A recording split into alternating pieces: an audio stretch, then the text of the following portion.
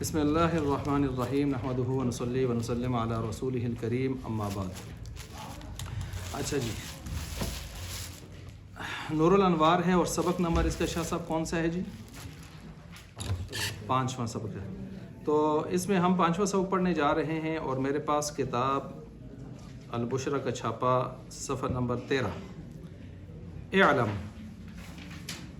یہاں سے آ رہا ہے والمصنف ذکر احوال الادلة فی صدر الکتاب و احوال الاحکام فی آخرہ بعد الفراغ عنها فقال۔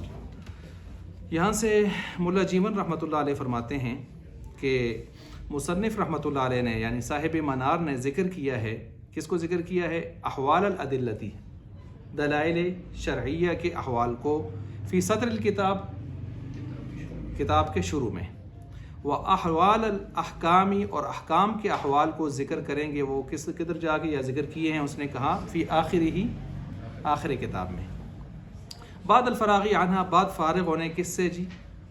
ادلہ کے احوال سے۔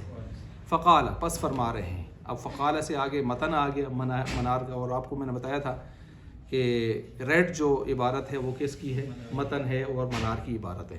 اعلم ان اصول شرع ثلاثۃ، اعلم جان لو۔ اعلم میں نے پیچھے بتایا تھا یہ 3 مقاصد میں سے کسی ایک مقصد کے لیے آتا ہے، اور یہاں سے آپ کو ایک نئے بات کی تحقیق کی طرف اشارہ دے رہے ہیں، ان 3 مقاموں میں سے ایک مقام۔ اعلم جان لو ان اصول الشرع ثلاثۃ، شرع کے جو اصول ہیں وہ کتنے ہیں؟ 3 ہیں۔ اب آپ کے ذہن میں خود بخود آ گیا ہوگا اصول، وہ تو آپ نے پڑھ لیا، اصول اصل کی جمع ہے، اس کے 5 معنی آتے ہیں۔ کون سے 5 معنی آتے ہیں جی؟ ان میں سے ایک خود اصل بنیاد کے معنی میں آتا ہے، ایک راجح کے معنی میں آتا ہے، اور اسی طرح قاعدہ کے معنی میں آتا ہے، دلیل کے معنی میں آتا ہے، اور استصحاب حال کے معنی میں آتا ہے۔ یہ آپ نے پیچھے شروع کے سبقوں میں پڑھ لیا تھا۔ اصول اور شریعت کے اصول۔ اب یہاں پر فقہ کے اصول نہیں کہا، کس کے کہا؟ اسلام کے اصول بھی نہیں کہا، فقہ کے اصول بھی نہیں کہا، دین کے اصول بھی نہیں کہا، شریعت کے اصول کہا ہے، اور پھر 4 بھی نہیں کہا، سارے 4 کہتے آ رہے ہیں، اور یہ کتنے کہہ رہے ہیں؟ 3 کہہ رہے ہیں۔ اور قیاس کو آگے جا کے الگ سے ذکر فرما رہے ہیں، والاصل الرابع القیاس۔ تو ظاہر بات ہے خود بخود کچھ ذہن میں سوالات پیدا ہوتے ہیں ان کی اس متفردانہ انداز سے، انہی کو ہم یہاں پر بیان کر رہے ہیں۔ فرماتے ہیں والاصول جمع، اس میں شروعات میں یہ ہوتا ہے نا، شرح جامی ہو گئی یا یہ ہو گئی، اس طرح کی کتابیں ہوں گی، اس میں آپ کو لکھنا کم پڑتا ہے، سمجھنا زیادہ پڑتا ہے، کیونکہ چیز تو ہم جو بیان کر رہے ہوتے ہیں وہ سارا کچھ لکھا ہوتا ہے، کچھ کمی ہے تو نیچے حاشیے اور حاشی بھی آپ کو ماشاءاللہ 2 ملے ہوئے ہیں، تو وہ کمی پوری کرتے ہیں ساتھ ساتھ، تو جو اکا دکا چیز ہوتی ہے وہ ہم باہر سے لے لیتے ہیں ساتھ۔ فرماتے ہیں کہ الاصول جمع اصل، اصول کس کی جمع ہے؟ اصل کی۔ وہو ما یبتنی علیہ غیرہ، وہ اصل کی معنوں میں سے ایک معنی بیان کیا جس پر کسی چیز کی کیا رکھی جائے؟ بنیاد۔ یہ وہ 5 معنوں میں سے ایک معنی یہاں پر لیا ہے۔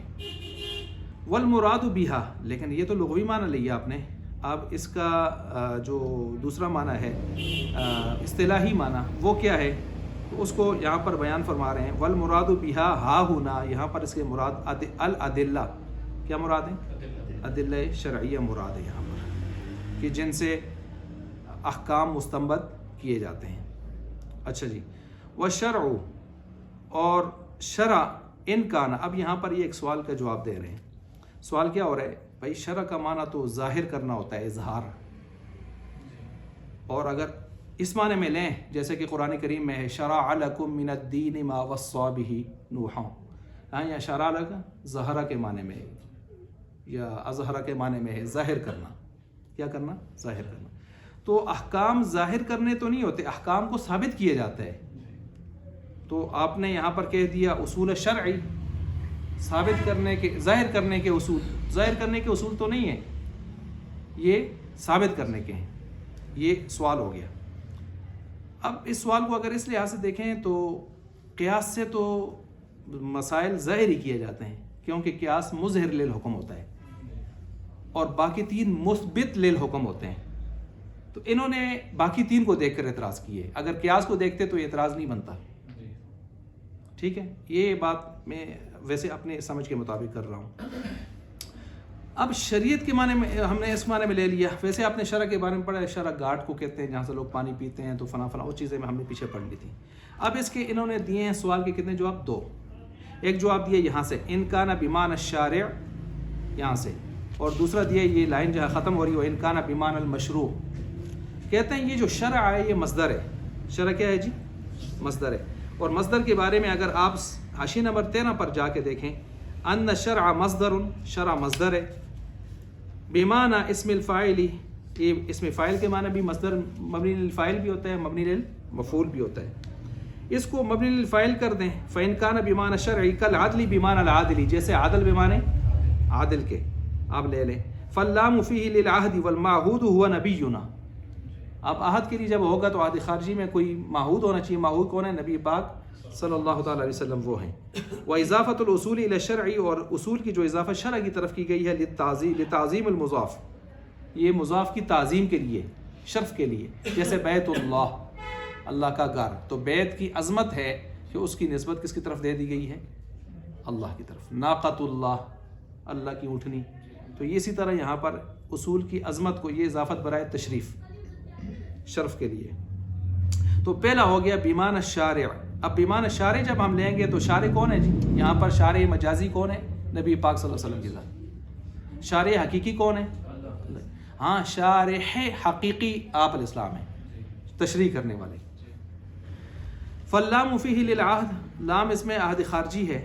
جب عہد خارجی ہے تو آیل آیت ادلۃ التی نصبها الشارع، تو یہ وہ ادلہ مراد ہیں، دلائل التی نصبها، جن کو نصب کیا ہے، جن کو مقرر کیا ہے، رکھا ہے، الشارع خود شارع یعنی نبی پاک صلی اللہ علیہ وسلم، دلیلاً دلیل بنا کر. کیا بنا کر؟ دلیل بنا کر. یعنی خود شارع نے ان دلائل کو قائم کیا ہے کس کے لیے؟ کس کے لیے قائم کیا ہے؟ احکام کو ثابت کرنے کے لیے.